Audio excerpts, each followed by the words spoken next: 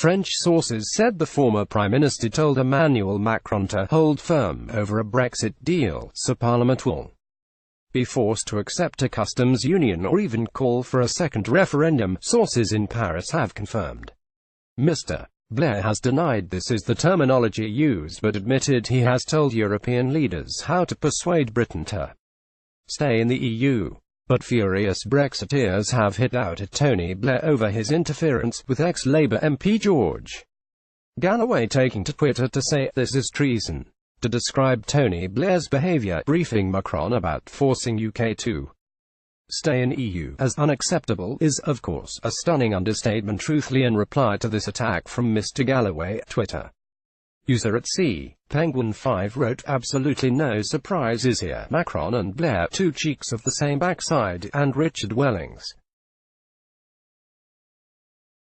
Deputy Research Director and Head of Transport at the Institute of Economic Affairs, wrote, "Just when you thought he couldn't sink any lower, it emerges that Tony Blair has been briefing Emmanuel Macron on how to force Britain to stay in the EU." Ruth Lee, economic advisor at Arbuthnot Banking Group and co-founder of Eurosceptic campaign group Global Vision, said, to describe Tony Blair's behaviour, briefing Macron about forcing UK to stay in EU as unacceptable is, of course, a stunning understatement. Mr. Blair had earlier come under attack from Eurosceptic Conservative MP Peter Bone, who described the former Prime Minister's actions as totally unacceptable. It was claimed Tony Blair briefed Emmanuel Macron on Brexit. Image Getty. He said, "It is totally unacceptable for a former Prime Minister to go around the heads of European countries and undermine the government's position. I'm not sure we could find another time in modern history when this has happened. Tony Blair has to realize he has had his time as Prime Minister, and I'm surprised and disappointed he has done this. I doubt he would have liked it if his predecessors had done this to him. Thankfully, I don't think it will have any effect other than to damage his legacy." The Tony Blair Institute released a statement attacking the claims he has advised the French leader on how to get Britain to reverse Brexit. However, the group admitted he had advised European leaders on Brexit, including what to do if Britain calls a second referendum. Peter Bone described Tony Blair's reported actions as totally unacceptable. Image Getty. In a statement,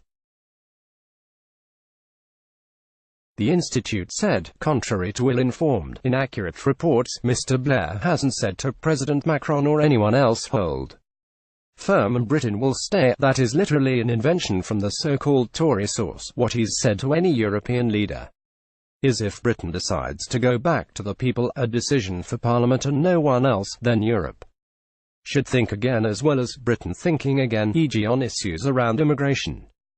Publicly continued to push for a second Brexit referendum, and previously admitted he told European leaders it was now probable a second referendum would happen. Tony Blair has previously met Jean-Claude Juncker for private talks. Image Getty. The former Labour leader has also in the past met European Commission President Jean-Claude Juncker for private talks.